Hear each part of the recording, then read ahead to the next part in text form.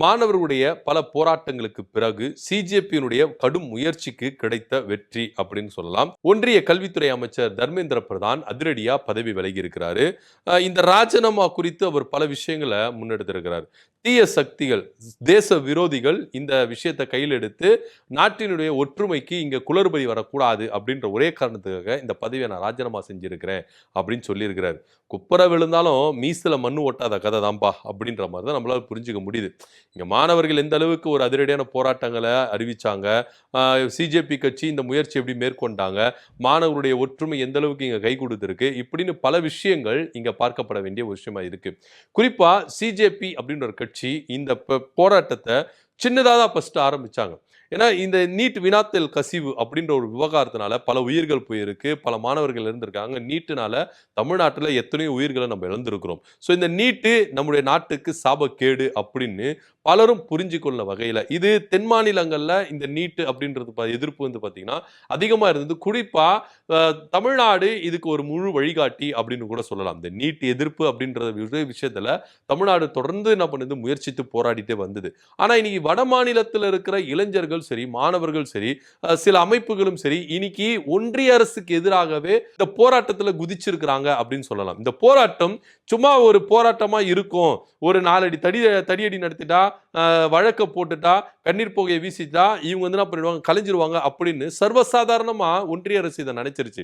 ஆனா இந்த அளவுக்கு இது வீரியம் அடையும் அப்படின்னு பாஜகவும் நினைக்கல அப்படின்றத இங்க பார்க்கணும். முக்கியமா சிஜேபிக்கு இந்த கிரெடிட் போகணும் அப்படின்றதுல எந்தவித மாற்று கருத்தும் இல்லை. ஏன்னா ஆரம்பத்துல அபிஜித் தீப்கே தான் இந்த போராட்டத்தை முதல்ல கையில் எடுத்தார்.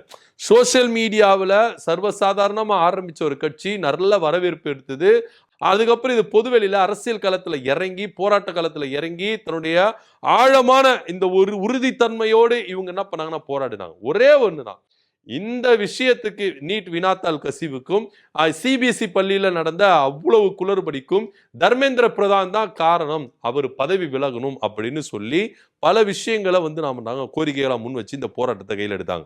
இதுக்கு பாஜக செவி கொடுக்கவே இல்லை அப்படின்னு சொல்ல போனோம். இன்னும் சொல்ல போனா மோடி அவர்கள் என்ன பண்ணிட்டாரு, இப்ப இருக்கிற ஜெனரேஷனுக்கு ஏற்ற மாதிரி என்ன பண்ணாரு, வீடியோலாம் போட ஆரம்பிச்சார். மோடி அவர்கள் வீடியோ போட்டிருக்கிறார், போடாமலாம் கிடையாது.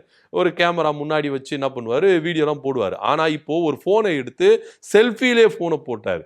இது இப்ப இருக்கிற ஜெனரேஷன் தலைவர்கள்லாம் வந்து என்ன பண்றாங்கன்னா, இதை வந்து சர்வசாதாரணமா இது பண்ணிட்டாங்க. ஒரு வீடியோ எடுத்து போட்டு மக்கள் கிட்ட போய் இது ஈஸியா ரீச் ஆயிடும், இளைஞர்கள் கிட்ட போய் ரீச் ஆயிடும், ஜென்சி கிட்ட போய் நல்லா ஈஸியா ரீச் ஆயிடும் அப்படின்னு நினைச்சு என்ன பண்ணாங்கன்னா, இந்த விஷயத்தை வந்து என்ன பண்ணாங்கன்னா இது மாதிரி எடுத்து மோடி அவர்கள் போட்டார். நல்ல ரெஸ்பான்ஸ் கிடைச்சது. ஸோ அதுக்கு தேங்க்ஸ் பண்றதுக்கு ஒரு வீடியோ போட்டிருக்காரு. ஸோ இப்படியா இந்த சூழ்நிலை போயிட்டு இருக்கும்போது பாஜக தர்மேந்திர பிரதான விட்டு கொடுக்கவே இல்லைங்க. எவ்வளவு போராட்டங்கள் நடந்தது. இது இந்த போராட்டம் வந்து பாத்தீங்கன்னா நாடாளுமன்றத்தை நோக்கி நகர்ந்த அளவுக்கு போயிருச்சு. அப்போ கண்ணீர் குண்டு புகை வீசுறாங்க, அப்புறம் பெல்லட் குண்டுகள், இந்த குண்டுகள்லாம் வந்து என்ன பண்ணிருக்காங்க, போட்டிருக்காங்க அப்படின்னு சொல்லிட்டு ஒருத்தர் மேல 30 குண்டுகள், அந்த பெல்லட் குண்டுகள் வரைக்கும் உடம்புல பாஞ்சிருக்கு அப்படின்னு டாக்டர்கள் திடுக்கிடும் தகவல்லாம் கொடுத்திருக்காங்க. தடியடி நடத்தினாங்க. இது ரொம்ப வீரியம் அடையுது. அதாவது அறவழியில போராடி இருந்த மாணவர்களை அவங்களில் விட்டு இருந்தா இந்த போராட்டம் இந்த அளவுக்கு வீரி அடைஞ்சிருக்குமா?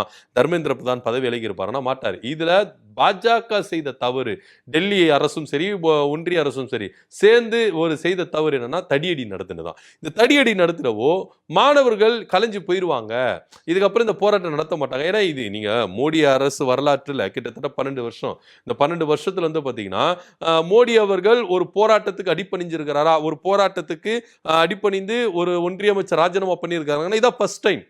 ஸோ அந்த அளவுக்கு இந்த போராட்டத்தை வந்து மாணவர்களும் சிஜேபி கட்சியும் சேர்ந்து என்ன பண்ணாங்கன்னா கோரிக்கைகளை முன் வச்சாங்க.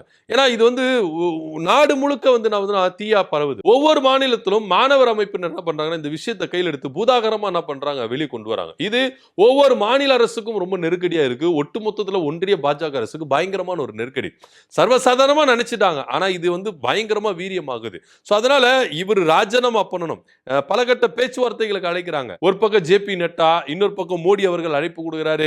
பல எம்பிகளும் மந்திரிகளும் போய் என்ன பண்றாங்கன்னா பேச்சுவார்த்தைகள் நடத்துறாங்க. எல்லாம் தோல்வி அடையுது. ஏன்னா இவங்க ஒரே ஒரு குறிக்கோள்ல இருக்கிறாங்க, அவரு பதவி ராஜினாமா பண்ணணும். தர்மேந்திர பிரதான் பதவியில் இருக்கக்கூடாது, அமைச்சர் பதவி ராஜினாமா பண்ணி பொறுப்பெடுத்து அவர் ராஜினாமா பண்ணணும். இந்த ஒரு விஷயத்துல ரொம்ப குறிக்கோளா இருந்தாங்க.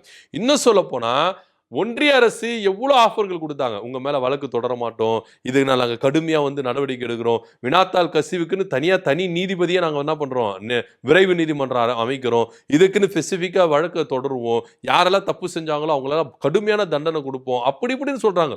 இவ்வளவு சொல்லியும் தர்மேந்திர பிரதானை மட்டும் என்ன பண்ணல, பதவி விலக சொல்லவே இல்லை. ஸோ இதனால மாணவர்களுடைய போராட்டம் இன்னும் வீரியம் அடையுது. வீரியம் அடைஞ்சு என்ன பண்றாங்கன்னா, இந்த போராட்டத்தை கடுமையா போராடுறாங்க. பல அமைப்புகள், இப்ப நம்ம தமிழ்நாட்டில் இருக்கிற திரைப்பிரபலங்கள், அரசியல் கட்சி தலைவர்கள், மாணவர் அமைப்பினர் ஒவ்வொருத்தரும் என்ன பண்றாங்கன்னா இந்த போராட்டத்தை கையில் எடுத்துட்டே இருக்கிறாங்க. இப்போ பதவி ராஜினாமா செய்யணும் அப்படின்றது போயிட்டு இப்போ இந்த நீட்டே இருக்கக்கூடாது அப்படின்னு ஒரு விஷயத்தை கையில் எடுத்திருக்கிறாங்க.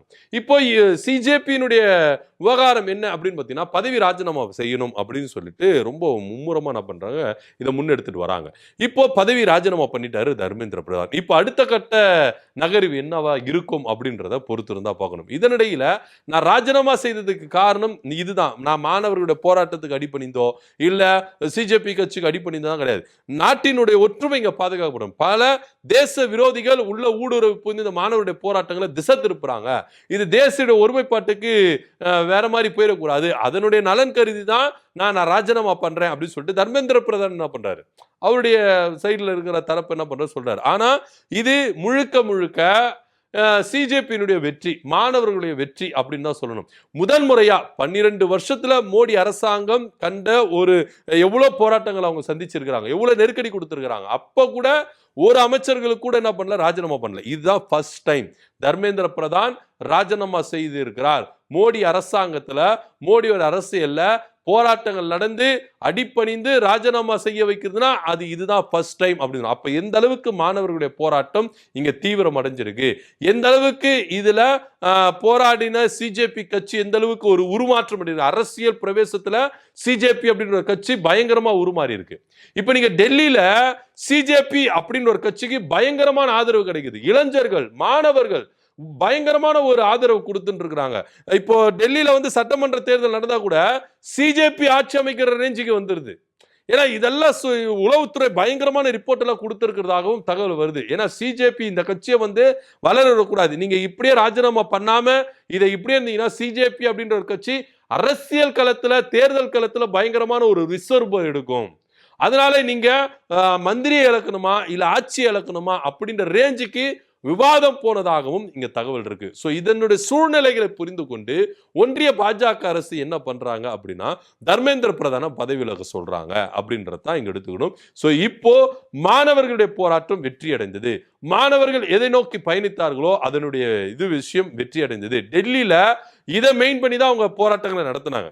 நீட்டை ஒழிக்கணும் அப்படின்னாங்கன்னா கிடையவே கிடையாது.